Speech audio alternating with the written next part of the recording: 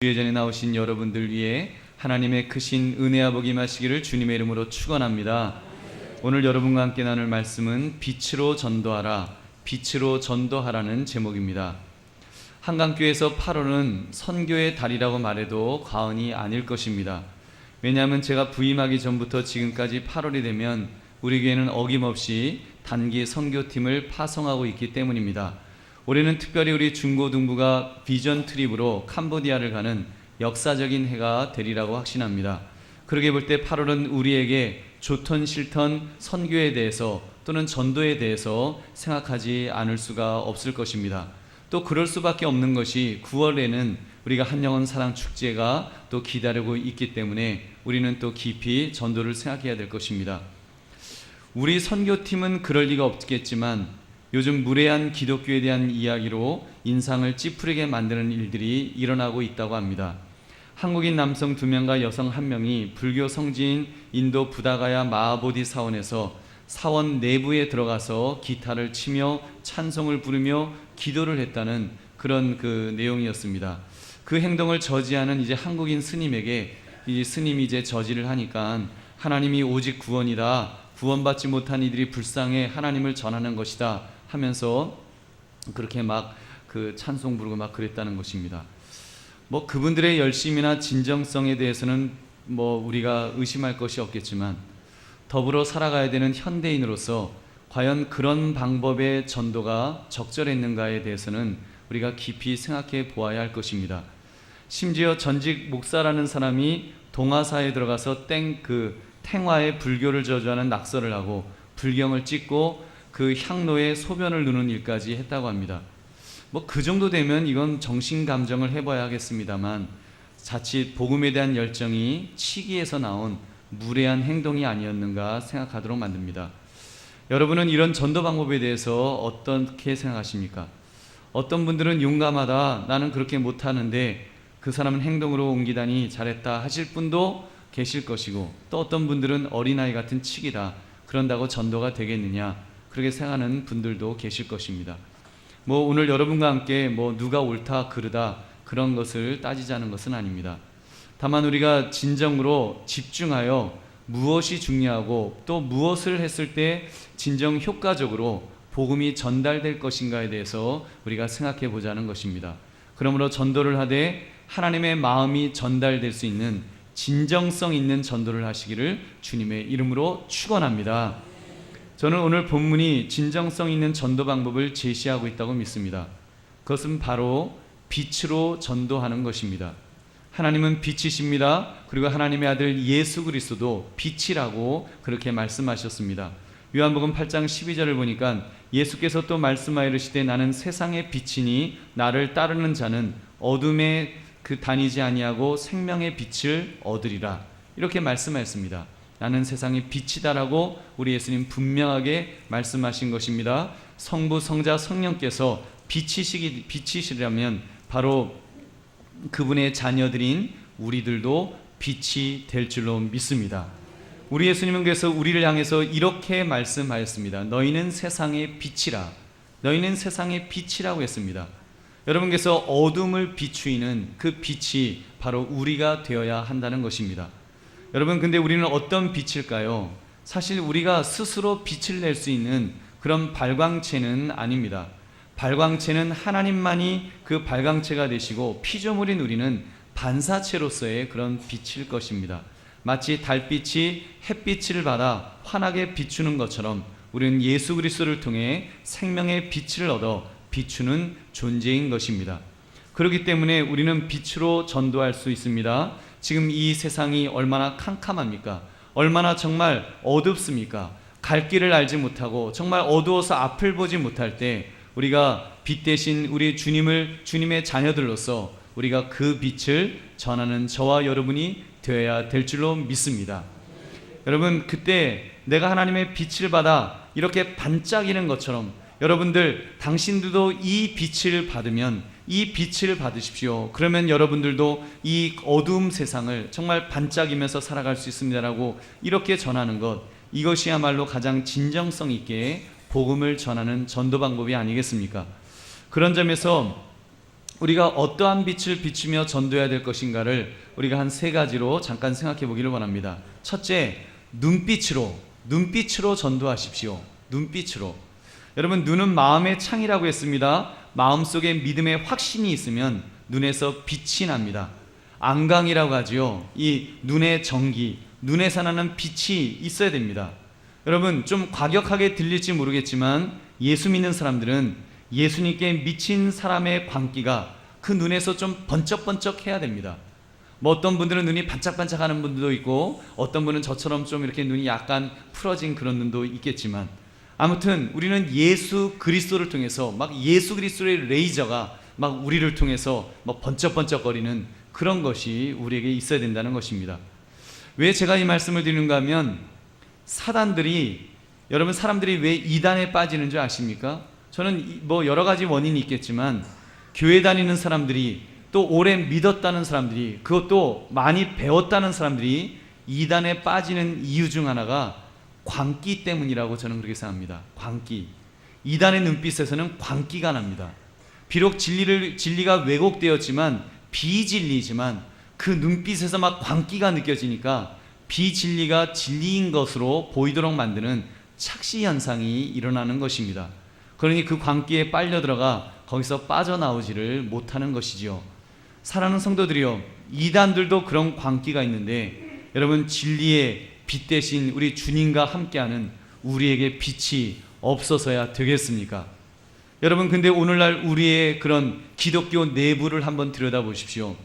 우리끼리도 아주 이게 뭐 힘이 없습니다. 종교 다원주의에 빠져갖고 신학교 교수가 기독교 밖에도 구원이 있다는 등 그런 얼빠진 이야기를 하고, 미션 스쿨 교목이라는 사람이 예배를 강요하지 않도록 거부운동해라 학생에게 충동하는 참 기가 막힌 일들이 우리에게 있습니다. 여러분, 이런 기독교를 어떻게 사람들이 야 정말 참 진리구나 하면서 믿을 수가 있겠냐는 말입니다. 여러분, 우리 그런 면에서 정신을 똑바로 차려야 됩니다. 정말 지금 사단 마귀가 우는 사자처럼 삼킬자를 찾고 있다는 것을 우리는 분명히 보아야 됩니다. 이단을 통해서, 또 사이비 종교를 통해서, 타 종교를 통해서 우리를 삼키려고 얼마나 지금 혈안이 되어 있는지요. 제가 어제 영국 무슬림들에게, 그러니까 영국에 있는 그 무슬림들이 자기들끼리 어떻게 전도해야 될 것인가, 어떻게 영국을 무슬림화 시킬 것인가를 이렇게 강연하는 것을 제가 동영상을 보았는데, 그 각오가 얼마나 좀 무서운지 모릅니다. 우리는 그러지 않습니까? 한 영혼이 천하보다도 귀합니다. 우리 한 영혼을 전도합시다. 한 사람이 변화되는 것이 중요합니다. 우리는 굉장히 이렇게 좀 그래요. 근데 그 사람들은 그렇게 말하더라고요. 뭐라고 말하는가 하면, 한 사람 변화시켜서 무엇하겠습니까? 한 사람 변화되는 거 그거 갖고 되겠습니까? 아예 통째로 정부를 정복합시다.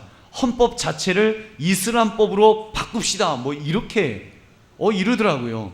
그래서 사회 전체가 그 무슬림 옷을 입고 그렇게 무슬림 옷을 입도록, 또 무슬림 문화를 따르고 무슬림 법에 순종하도록 만들자. 이것이 전도다. 이렇게 가르치더라고요. 여러분, 스케일이 다르지 않는가요? 그래서 실제로 막 영국에서 그런 무슬림법을 집어넣자, 입법화하자는 막 그런 움직임들도 실제로 있다고 합니다. 저는 그 동영상을 보면서 정말 사단 마귀가 우는 사자같이 삼킬자를 찾고 있구나. 여러분, 우리 대한민국에서도 아마 지금 무슬림들이 속으로는 그러고 있을 것입니다. 근데 우리는 스스로 정신을 못 차리고 있어요. 우리 안에서도 정신을 못 차려요.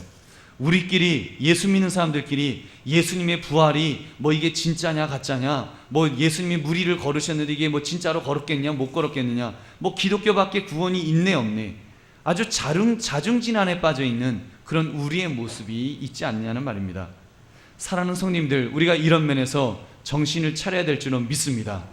여러분, 이런 면에서 우리가 정말 하나님의 말씀, 살아계신 하나님의 말씀을 붙들고 정말 이 말씀에서 흔들리지 않는 그런 믿음 위에 서 있어야 됩니다. 여러분, 성경 말씀으로 돌아가서 하나님의 말씀이 말씀하시면 아멘 하면서 그 말씀에 순종해야 되는 것입니다. 사도행전 4장 12절 말씀 우리 한번 같이 읽어보겠습니다. 시작. 다른 이로서는 구원을 받을 수 없나니 천하 사람 중에 구원을 받을 만한 다른 이름을 우리에게 주신 일이 없음이라 하였더라. 아멘. 요한복음 14장 6절 말씀 시작. 예수께서 이르시되 내가 곧 길이요 진리요 생명이니 나로 말미암지 않고는 아버지께로 올 자가 없느니라. 아멘. 여러분, 우리가 이 진리에 굳건히 섭시다.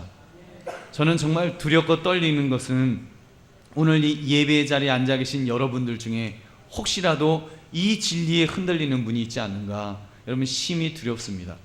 여러분, 여기 계신 분들은 정말 예수 그리스도 이외에는 다른 구원의 길이 없다는 것을 믿으시기 바랍니다. 여러분, 이 믿음에서 우리 흔들리지 맙시다. 여러분, 이 믿음 위에 우리가 정말로 굳건히 서 있다면 다음 질문에 확실하게 답을 하셔야 됩니다. 오늘 밤 내가 마지막 숨을 거둔다고 한다면 내가 천국에 들어갈 수 있겠습니까? 내가 마지막 숨을 거두었을 때 내가 눈을 뜬 그곳이 천국이 될 수 있냐는 말입니다. 여러분, 담대하게 이 질문에 대해서 아멘, 저는 믿습니다 하고 우리가 고백할 수 있어야 됩니다. 여러분, 여기에서 흔들림이 있어서는 절대로 안 될 것입니다. 여러분, 만약 아직도 의심이 되신다면 여러분 충분히 고민하십시오. 이 질문은 너무나도 중요한 질문입니다. 예수 그리스도밖에는 구원이 없다는 것과 바로 그 구원이 내 것이 되어서 내가 지금 죽어도 천국 갈 수 있다고 하는 이 확신은 너무너무 중요한 것입니다. 내가 10년, 20년, 30년 교회에 나왔다, 그것 중요한 것 아닙니다. 만약에 지금 이 질문 앞에 내 마음이 흔들리고 있다면 우리가 심각하게 정말 하나님, 내가 이 믿음에서 흔들리지 않는 담대한 믿음을 달라고, 반석 위에 서 있게 해달라고 기도하시기를 바랍니다. 그래서 여러분, 흔들림이 없어야 됩니다. 정말 그 마음이 흔들린다면 목회자를 찾으시거나 또는 믿음의 선배를 찾아서 그런 부분들을 고민하십시오. 고민을 함께 나누십시오. 그리고 충분히 성경을 읽으시고 충분히 기도하십시오. 그리고 내 안에 정말 그 믿음으로 무장하는 것, 그래서 무장되어서 하나님, 내가 여기서 흔들리지 않도록 해달라고 우리가 우리의 마음, 그 믿음을 이렇게 분명하게 붙드셔야 되는 것입니다. 저도 청년회 때 이 신앙의 문제로 참 많이 고민을 했었습니다. 목회자의 자녀로 태어나서 그러니까 당연히 큰 믿음이 있었겠지 할 수 있지만 그렇지 않았습니다. 염세주의에 빠지기도 했었고요. 하나님을 부인은 못하지만, 하나님이 안 계시 이렇게 부인은 못하지만 그렇다고 무슨 이렇게 딱히 믿음이 있다라고 말할 수도 없는, 물론 어렸을 때는 이렇게 나무 뿌리 붙들고 쭉 하기도 하고 목도 쉬어갖고 있기도 했었는데 이게 마음이 흔들리는 거예요. 어정쩡한 거예요. 그때 저를 지도했던 목사님들을 제가 얼마나 괴롭혔는지 모릅니다. 하여튼 엉뚱한 질문하고 인간이 할 수 있는 제일 사악한 질문들을 만들어서 막 물어보고 괴롭히고 그러면서 막 쪼르고 막 그랬었어요. 그리고 또 성경을 읽고 기도를 하면서 주님 좀 만나게 해달라고, 주님 만나달라고, 내가 주님 잘 안 믿어지는데 좀 믿어지게 좀 해달라고 막 그렇게 기도를 하고 그렇게 주님을 찾았습니다. 그랬더니 어느 순간이 되니까 제 마음속에 확신이 생겼습니다. 아, 정말 주님이 나를 위해서 십자가에서 죽으셨구나, 내가 지금 죽어도 천국 갈 수 있구나. 이 믿음이 확실하게 들어왔을 때 여러분, 제 마음이 얼마나 환해졌는지 모릅니다. 살 것 같다. 여러분, 구원의 확신은 반드시 가지시기를 주님의 이름으로 축원합니다. 여러분, 그런 확신 속에서 믿음의 확실한 눈빛을 가지시고 그렇게 살아가시는 저와 여러분 되시기를 다시 한번 주의 이름으로 축원합니다. 두 번째는 얼굴빛으로 전도하십시오. 우리의 얼굴 보면은 젊어서의 얼굴은 부모로부터 받았다고도 말하고, 요즘은 또 약이 좋아갖고 이렇게 강남의 그 성형외과 의사 선생님들이 또 돈만 주면 또 잘 이렇게 만들어 주기도 합니다만, 여러분, 아무튼 젊어서의 얼굴은 타고날 수도 있고 아니면 만들어질 수도 있지만 우리의 노년의 얼굴은 자기가 만든다는 그런 말이 있지 않습니까? 어떤 마음 자세로 사느냐에 따라서 그 얼굴에 그대로 반영된다는 그런 말입니다. 그런 점에서 믿음의 사람은 얼굴빛이 달라야 합니다. 제가 누누이 강조하는 것 중 하나가, 믿음의 사람은 아침에 나올 때 좀 이렇게 거울을 늘 보시면서 이렇게 사십시오. 거울을 보시면서, 우리 특히 한국 사람들은 가만히 있으면 이렇게 얼굴이 환한 얼굴 같아요. 이렇게 아무 생각 없이, 이렇게 저도 이렇게 아무 생각 없이 목양실에 앉아 있다 보면 내가 화났나? 이렇게 입도 좀 나와 있는 것 같고, 그러면 이제 아니지, 그러고는 이렇게 의도적으로 이렇게 얼굴을 씩 하면서 이렇게 웃으려고 합니다. 그러면요, 제 뇌가 얼마나 바보 같은가 하면 좋은 일 있는 줄 알고 기분이 갑자기 이렇게 좋아지는 걸 느껴요. 여러분 실제로 과학자들이 그렇다라고 그러더라고요. 여러분 그렇게 해서라도 이렇게 늘 우리가 웃음을 머금을 수 있는 그런 미소를 머금을 수 있는 그런 모습이 우리에게 있어야 됩니다. 왜요? 우리는 하나님께서 그렇게 살라고 말씀하고 계시기 때문입니다. 데살로니가전서 5장 16절부터 18절 말씀 우리 같이 읽어보겠습니다. 시작. 항상 기뻐하라. 쉬지 말고 기도하라. 범사에 감사하라. 이것이 그리스도 예수 안에서 너희를 향하신 하나님의 뜻이니라. 아멘. 하나님은 우리가 하나님 안에서 늘 기뻐하며 즐거워하며 감사하며 살기를 원하신다고 하셨습니다. 그것이 하나님의 뜻이라 그랬습니다. 그렇다면 우리는 기쁨 속에서 살아가야 되지 않겠습니까? 여러분 어떻게 항상 기뻐할 수가 있겠습니까? 우리가 이미 받은 선물이 얼마나 큰 것인지를 우리가 깨닫게 된다면, 우리 주머니에 지금 뭐가 있는지를 깨닫게 된다면 여러분 항상 기뻐할 수 있지 않을까요? 만약에 지금 1등 당첨이 된 복권을 누군가가 예배 전에 여러분의 주머니에 넣어주면서 이거 당신 가족이 1등 당첨된 거야, 진짜 1등 당첨된 걸 받았다면 아마 여러분 마음속에 지금 막 기뻐서 어쩔 줄 모를 거예요. 예배만 끝나봐라, 주일만 지나봐라, 달려갈 거다. 아마 툭 건드리면 막 웃으면서 막 너무 좋아서 막 그럴 거예요. 여러분 안 그렇겠습니까? 근데 하물며 하나님의 아들을 우리가 선물로 받았는데 여러분 우리가 기쁘지 않을 수가 있겠냐는 말입니다. 여러분 제가 예를 한번 들어볼게요. 여러분에게 삼성그룹 회장님이 그 아들 이재용 씨를 여러분을 위해서 보내주었다고 한다면 든든하지 않겠습니까? 여러분의 이름을 기억하는 게 이재용 씨를 보내줬다면, 아들을 보내줬다면 든든하지 않겠어요? 더군다나 그 아들을 여러분이 감옥 가야 될 일을 위해서 그 아들을 대신 감옥에 넣어놓고 그리고 여러분을 양자로 삼는다 그러면 세상을 다 얻은 것 같은 그런 든든함이 여러분 있지 않겠습니까? 여러분 그 일개 기업의 회장이 그렇게 한다고 할지라도 우리의 마음이 든든할진데, 하물며 우주 만물을 말씀으로 창조하신 전능자 하나님의 아들이 나의 죄를 위해서 십자가에 죽으시고 한 그 놀라운 은혜가 있는데 우리가 어떻게 든든하지 않을 수가 있겠습니까? 여러분 가슴에 손을 얹고 한번 생각해 보세요. 내가 어떻게 기뻐하지 않을 수가 있나? 내가 지금 죽어도 천국 갈 수 있다고 하는 확신이 있다면 어떻게 내가 기뻐하지 않을 수가 있고 어떻게 감사하지 않을 수가 있는가? 여러분 질문하십시오. 그리고 자신을 설득하십시오. 물론 우리가 살아가는 삶이 이렇게 쉽지 않습니다. 어렵습니다. 힘들 때도 있을 것입니다. 그러나 여러분 이 진리의 말씀이 내 마음속에서 깨달아진다면 주께서 말씀하신 대로 항상 기뻐하라, 쉬지 말고 기도하라, 범사에 감사라고 하신 대로 하나님의 뜻을 따라서 그렇게 기뻐하시고 그렇게 살아가시기를 주의 이름으로 축원합니다. 여러분 그 표정이 달라야 됩니다. 그래서 우리는 뭔가 표정이 달라야 돼요. 우리가 또 표정만 달라서 되겠습니까? 그 사랑, 아들을 대신 죽이심으로 내 죄를 용서해 주신 그 사랑을 받았다면 우리도 그 사랑을 베풀어야 하는 것입니다. 오른밤을 때리면 왼밤을 돌려댈 수 있는 그런 사람이 믿음의 사람입니다. 우리 주님께서 이렇게 말씀하셨습니다. 너는 1만 달란트의 빚을 탕감받았는데 어떻게 100데나리온 빚을 탕감해 주지 못하느냐 책망하셨습니다. 여러분 그러다 보니까 예수 믿는 사람들은 얼굴 표정도 환하지만 착한 행실을 숨길래야 숨길 수 없는 그런 사람이어야 합니다. 그런 사람, 착한 행실이 있는 사람, 그런 점에서 믿음의 사람은 착하게 살아야 됩니다. 특히 요즘 시대는 착하게 살아야지 그 착한 행실을 보고 하나님을 믿는 세상이 되어가고 있습니다. 어제 기독교 신문에 이런 기사가 나왔습니다. 한국 코스타라고 지금 그 한국 유학생을 상대로 하는 세계적인 대학생 집회가 이렇게 세계에서 큰 도시에서 열립니다. 그 주강사, 거기에서 이제 강사라고 하면 아주 그래도 한국 교회에서 대단한 내노라는 그런 분들이 이렇게 말씀을 전하시는데 그분들 중에 성추행으로 또 논문 표절로 질타를 받고 있다는 그런 그 기사가 나왔습니다. 지성의 상징인 유학생들을 상대로 복음을 전하는 최고의 그런 강사진 중에 부끄러운 죄를 지은 사람들이 있다는 것입니다. 그러니 어떻게 기독교가 욕을 먹지 않을 수가 있겠습니까? 착한 행실을 보여서 하나님께 영광을 돌려야 되는데 착한 행실은커녕 믿지 않는 사람들에게 손가락질을 받고 있으니 어떻게 영광을 돌리겠냐는 말입니다. 여러분, 목사님들만 그런가요? 목사님들만 주의 영광을 가리우고 있고 성도들은 그러면 주의 영광을 잘 드러내고 있는가요? 전도를 해보면 여러분도 아마 전도를 하시다가 보면은 그런 분들을 만나실 겁니다. 나 어렸을 때는 교회 나갔습니다.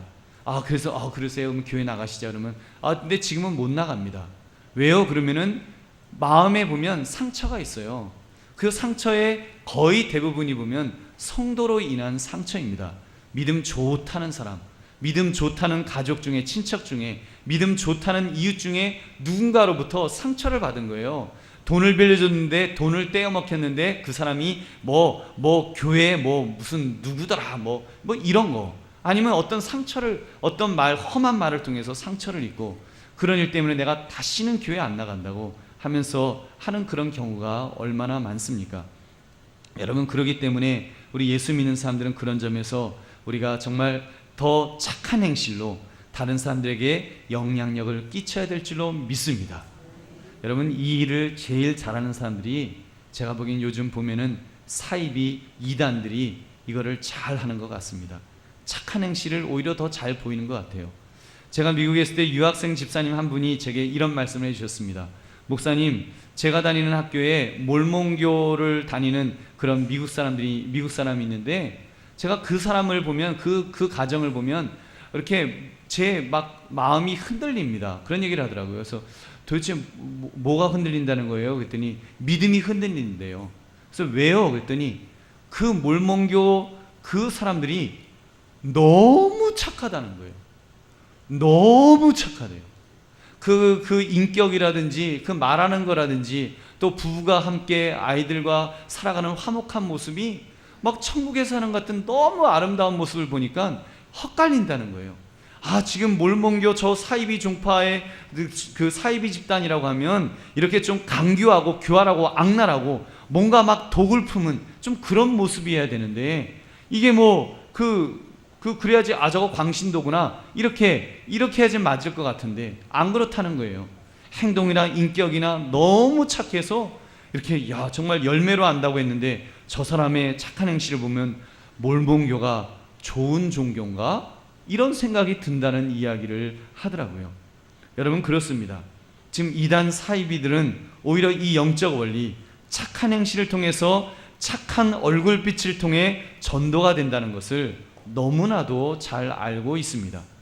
여러분, 그렇게 볼 때 우리 믿음의 사람들 다시 한번 우리 자신들을 돌아보아야 합니다. 여러분, 이슬람 같은 종교도 보면은요 그렇습니다. 참 알수록 참 무서운 종교인데 여러분, 아까 말씀을 드렸지만 자기들끼리는 코란과 칼을 들고 그리고 안 믿으면 다 죽여버리자, 우리 그냥 다 죽여버리자 이러면서 무력을 사용하겠다고 그렇게 칼을 갈고 있지만 여러분, 밖에서 보여지는, 외부적으로 보여주는 것은 얼마나 부드러운지 모릅니다. 칼을 휘두르는 것은 자기들이 힘을 축적했다고 확신이 섰을 때 그때 휘두릅니다. 그 전까지는요 정말 힘이 없을 때는 얼마나 착한 그런 모습만 나타내는지 모릅니다. 제가 들었어요. 우리나라에 들어온 이 이슬람 사람들에 대해서 듣는 이야기의 공통적인 이야기가 참 사람들이 착하다는 것입니다. 그리고 그 사람들이 하는 그 가게들을 가도 물건 가격이 정말 착하다, 착하게 매겨놓고 판다라는 이런 칭찬을 제가 들었습니다. 그 이야기를 들을 때 참 그래요. 이슬람은 사실 윤리 자체를 강제적으로 그렇게 살도록 만들고 있습니다. 윤리 자체가 강제화되어 있습니다. 실제로 인도와 파키스탄을 보면 힌두교를 믿는 인도는 툭하면 강간사고 나고 강도사고 나고 해서 막 시끄러운데 파키스탄은 좀 안 그래요. 나라 전체가 얼마나 이렇게 꽉 윤리적으로 이렇게 이슬람 법 자체가 얼마나 이렇게 꽉 이렇게 윤리적으로 살도록 하는지 몰라요. 여러분, 술이 없어요. 파키스탄에는 술이 없더라고요. 식당에 가도 술이 없고 슈퍼마켓 가도 술을 팔지 않는다는 것입니다. 여러분, 나라 전체에 술이 없다는 게 이해가 됩니까? 대한민국이 만약에 여러분 이슬람화 되면 술이 사라지는 거예요. 전 신기하더라고요. 한 종교의 힘이 그렇게 센가? 여러분, 그래서 길거리에서 여성의 성추행을 하거나 하는 행위, 그런 거 상상도 못할 그럴 정도로 나름대로 보수적인 윤리를 가지고 있더라고요. 물론 그것이 뭐 강제로 그러는 것입니다. 그 샤리아라고 하는 그런 법이 있어갖고 도둑일 만약에 도둑질을 하면 손목을 잘라버립니다. 그러니까 뭐 안 할래야 안 할 수도 없죠. 그러면 죽으니까. 여러분, 그런 강제적으로 하는 그런 윤리 말고 우리는 정말 그 사랑의 법으로, 그런 은혜의 법으로 우리는 하나님의 사랑을 체험한 사람들입니다. 우리야말로 정말 그런 착한 행실을 통해서 그렇게 살아야 될 줄로 믿습니다. 여러분, 베드로전서 2장 12절은 말씀합니다. 너희가 이방인 중에서 행실을 선하게 가져 너희를 악행한다고 비방하는 자들로 하여금 너희 선한 일을 보고 오시는 날에 하나님께 영광을 돌리게 하려 함이라. 아멘. 주님의 말씀처럼 얼굴빛으로 착한 행실로 복음을 전하시기를 주님의 이름으로 축원합니다. 세 번째, 언어로 전도하십시오. 여러분, 언어 자체가 무슨 빛을 낼 수 있겠습니까만 언어라는 것이 얼마나 중요합니까? 말 한마디에 천냥빛을 갚는다는 것처럼 언어는 참으로 중요합니다. 그런 점에서 믿음의 사람은 자기가 믿는 것이 무엇인지를 말할 수 있어야 됩니다. 그것을 가리켜서 신앙 고백이라고 말합니다. 우리가 예배 때마다 고백하는 사도신경, 이것은 우리 신앙의 가장 진수를 모아놓은 그런 고백서입니다. 그래서 믿음의 사람은 사도신경 정도는 외울 수 있어야 되고, 그리고 그 내용이 무엇인지를 정확하게 알고 있어야 합니다. 이제 이 신앙 고백을 다른 사람에게 전하여 주십시오. 담대하게 전하시기 바랍니다. 우리 믿음의 선배 최걸릉 목사님처럼 이렇게 일제시대 때 딱 두 마디로 복음을 전한 분도 있었습니다. 그 예수 천당 불신지옥, 그거를 갖다가 막 말 타고 가던 순사에게 이렇게 전했다는 거예요. 말이 너무 놀라서 깜짝 놀래갖고 이 순사가 말에서 떨어졌다는 것입니다. 그리고는 집에 가서 잠을 자는데 막 경기가 나고 이제 예수천당 막 그 불신지옥 이게 자꾸 생각나서 잠을 못 자다가 이제 최걸릉 목사님을 찾아가갖고 예수님을 믿게 되었다는 그런 그 해피엔딩의 전도 사례를 기억하실 것입니다. 일제시대 기독교 초기였기 때문에 예수님의 예자도 모르고 있던 시대에 한 명이라도 복음을 듣게 하려고 그렇게 열정해서 외쳤던 전도자의 외침이 사람들의 영혼을 움직였던 것입니다. 지금도 복음을 언어로 전해야 될 것입니다. 이때 주의해야 될 점이 한 가지 있습니다. 지금은 뭐 예수천당 불신지옥 뭐 이 정도 갖고는 안 될 거예요. 뭐 그 예수님 모르는 사람은 어디 있습니까? 그리고 뭐 예수님 안 믿으면 지옥 간다는 이야기 자체를 모르는 사람이 요즘 어디 있겠어요? 여러분, 근데 주의할 점은, 그러다 보니까 우리가 말을 많이 하게 되는데, 말을 많이 하다 보니까 좀 무례하게 전할 수가 있습니다. 무례하지 않게 우리가 복음을 전해야 될 것입니다. 전도는 복음을 가지고 논쟁해서 이기는 것이 전도가 아닙니다. 물론 논리적이고 체계적으로 말을 잘하는 것은 중요하겠지만, 뭐 필요하겠지만, 그러나 이기려고 들 필요는 없습니다. 이겨서 영혼을, 만약에 논쟁에서 우리가 이겨서 영혼을 얻을 수 있다면 아마 전도자는 모두 서울대 출신으로 이렇게 세워서 아주 똑똑한 사람들만 전도를 해야 될 것입니다. 여러분, 그런 점에서 사실은 우리는 그런 어떤 논리로 전도를 하는 것이 아니라 사랑의 언어로 전해야 될 줄로 믿습니다. 사랑의 언어에는 온기가 있습니다. 빛이 있습니다. 거기에는 사랑이 느껴지는 것입니다. 그래서 여러분, 그 언어를 듣고 있느라면 깜깜한 세상을 살고 있는 사람들이 뭔가 저 사람의 이야기를 들으니까 뭔가 빛이 보이는 것 같다, 뭔가 냉랭했던 내 마음이 따뜻해지는 것이 느껴진다 하는 그런 것이 느껴질 수 있도록 그렇게 복음을 전해야 되는 것입니다. 하나님의 사랑과 은혜를 깨달을 수 있도록 그렇게 여러분 복음을 전하십시오.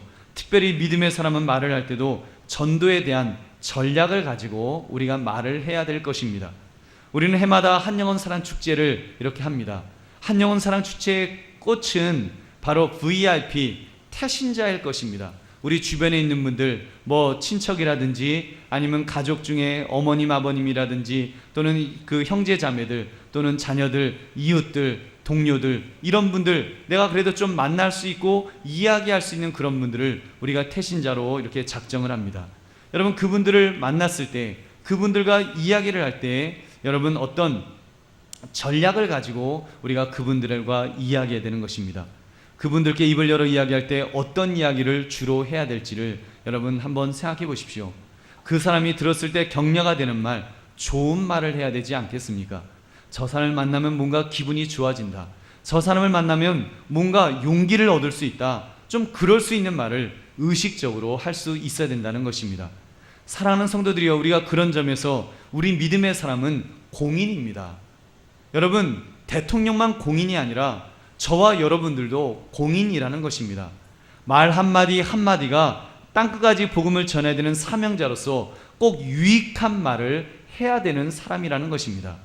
물론 우리도 실수할 수 있습니다. 넘어질 수 있습니다. 후회할 말을 할 때도 있지만, 그래도 여러분 또다시 일어나서 하나님, 내가 잘못했습니다. 하나님, 나의 입술을 붙들어 주셔서 내가 정말 유익한 말만을 할 수 있도록 나를 붙들어 달라고 그렇게 기도하시면서, 그게 전략적으로 그런 말을 해야 되는 것입니다. 나의 입술을 통해 전해지는 말이 저 사람에게 감화가 될 수 있도록, 하나님의 사랑이 느껴지는 그런 영향력 있는 말이 될 수 있게 해달라고 기도하시면서 그렇게 말씀을 하십시오. 여러분, 악한 말은 모양이라도 버리시기 바랍니다. 더러운 말, 음란한 말은 생각에서 제거하십시오. 욕하는 말, 누군가를 깎아내리는 말은, 여러분, 우리 정말 믿음의 사람은 해서는 안 되는 것입니다. 내가 깎아내리는 말을 하는 그 순간에 우리는 그 사람을 사실은 연자맷돌을 메어갖고 바닷속 깊은 곳에 던져 넣는 것이나 마찬가지가 될 것입니다. 복음의 문을 막을 수가 있습니다. 우리는 그런 말은 해서는 안 될 것입니다. 여러분, 정말입니다. 특히 믿지 않는 사람 앞에서, 믿음이 어린 사람 앞에서 여러분 절대로 그런 말 하지 마십시오. 그런 깎아내리는 말, 부정적인 말, 정하고 싶으면 저한테 와서 하시고, 장로님들 붙들고 하시고, 권사님들 붙들고 하십시오. 믿음 좋은 분들 앞에서 정하고 싶으면 그렇게 하셔야죠. 믿음이 어린 사람 앞에서, 안 믿는 사람 앞에서, 믿지 않는 내 배우자 앞에서 교회에서 있는 불만을 내가 이야기한다면 그거는 여러분 교회 나오지 말라고 아예 그냥 등 떠미는 것과 같은 것이 아니겠냐는 말입니다. 여러분, 그런 면에서요, 우리 분명히 기억합시다. 우리는 행동뿐만 아니라 말 한마디도 정말 의식을 가지고 잘 말해야 되는 사람인 줄로 믿습니다. 여러분, 공인이라니까요. 성경은 이렇게 말씀합니다. 우리 고린도서 3장 3절 말씀 우리 같이 읽겠습니다. 시작. 너희는 우리로 말미암아 나타난 그리스도의 편지니 이는 먹으로 쓴 것이 아니요 오직 살아계신 하나님의 영으로 쓴 것이며 또 돌판에 쓴 것이 아니요 오직 육의 마음판에 쓴 것이라. 아멘. 우리는 그리스도의 편지라는 것입니다.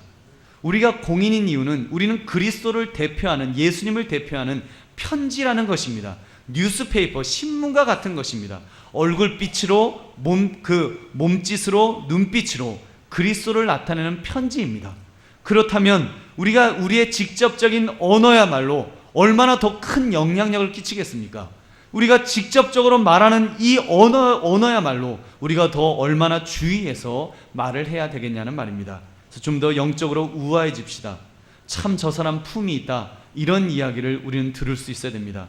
저 사람, 내가 젊었을 때 내가 그 모습을 아는데 그때는 형편없었는데 어떻게 저 사람이 교회 다니더니 저렇게 우아해졌는가, 그런 이야기를 우리는 좀 들어야 됩니다. 여러분, 목소리를 깔라는 이야기 아닙니다. 그거는 외식이지요. 여러분, 그런 것이 아니라 그냥 여러분의 생각이, 여러분의 마음이, 여러분의 영적 수준이 언어를 통해서 나타날 수 있도록 더 의식을 가지고 우리가 그렇게 말하자는 것입니다. 여러분, 실제로 우리 교회도 그런 분들이 많습니다. 우리 교회도 보면은 정말 예수님 믿은 다음부터 그 변화되어진 그런 모습, 또 말씀 한마디 한마디 하는 것이 얼마나 믿음의 선배다운 그런 모습을 보이는지요. 말투가 우아해서 우아하다는 것이 아닙니다. 그분의 마음 씀씀이가, 한 영혼을 사랑하는 그분들의 그 마음 씀씀이가 얼마나 정말 우아한지요. 저는 깜짝깜짝 놀랍니다. 때로는요, 상대방과 부딪혀갖고 팔 걷어붙이고 싸울 수 있는 그런 일도 일어납니다. 정말 정말 싸우고 싶다 그런 마음이었다가도 그분이 초신자입니다 그러면 갑자기 깨갱깨갱 하는 소리가 들리는 것 같아요. 꼬리가 쫙 내려가요. 올라갔던 꼬리가 쫙 내려가요. 초신자예요. 그러면은 제가 믿음의 선배로서 제가 잘 대해드려야죠. 전도대상자예요. 그러면 얼굴이요, 갑자기 여기가 이렇게 쫙 올라갑니다. 미소가 지어지면서 전도해야 될 사람이에요. 그럼 벌써 행동이 달라지는 거예요. 말이 달라지는 것입니다. 우리 예수 믿는 사람들은 그런 사람들인 줄로 믿습니다. 여러분, 정말 그 한 영혼을 사랑하면서 사랑하는 마음이 있기 때문에 우리의 언어가 달라지는 것입니다. 여러분께서 이것이 바로 믿음의 사람이 언어의 빛을 통해 전도하는 모습인 줄 믿으시기 바랍니다. 말씀을 맺습니다. 이 시대의 목회자가 욕을 먹고요, 성도가 욕을 먹고 교회가 욕을 먹는 그런 시대입니다. 그래서 전도의 문이 자꾸 막힌다라는 그런 이야기를 듣습니다. 심지어 그런 이야기도 들어봤습니다. 내가 하나님은 믿을 수 있는데, 내가 예수님은 믿을 수가 있는데 교회는 안 나가겠다. 교회는 나가기 싫다. 그 인간이 다니는 그런 교회는 난 못 가겠다. 여러분, 우리 전도해야 될 우리들이 정말 그 전도의 문을 막고 있는 그런 모습이 우리에게 여러분 있지 않습니까? 오늘 말씀을 통해서 우리가 다시 한번 정신을 차릴 수 있기를 바랍니다. 빛으로 복음을 증거합시다. 오늘 지금 말씀을 우리가 함께 나눈 것처럼 눈빛으로 우리가 복음을 증거합시다. 얼굴빛으로 복음을 증거합시다. 우리 말빛으로, 언어의 빛으로 우리가 복음을 증거합시다. 그러므로 우리의 확신에 차고 선한 행실, 덕을 세우는 말을 통해 복음을 가장 효과 있게, 진정성 있게 전할 수 있는 그런 저와 여러분 되시기를 주님의 이름으로 축원합니다.